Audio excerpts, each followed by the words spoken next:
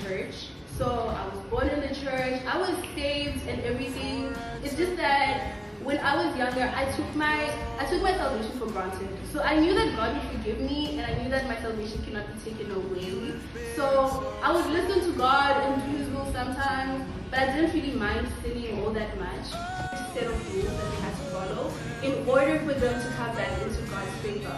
So when you kind of think about it, if we lived in their time, every time that you sin, you had to sacrifice an animal.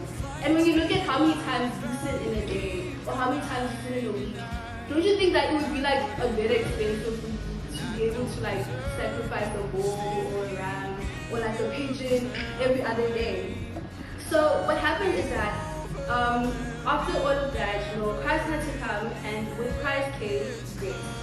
We have been saved by grace through faith, so that no one can say that they made it by their own works. Like we have said before, somewhere in the verse, it said you cannot earn it.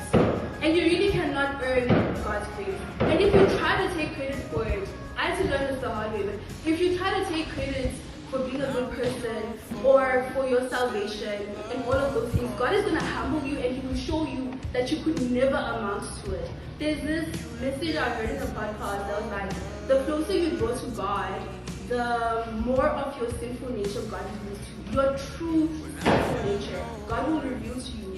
And this is not done to scare you or to make you feel bad about yourself, but it's to show you just how expensive your grace was, number one, how you could never pay it, number two, and how endless His love is.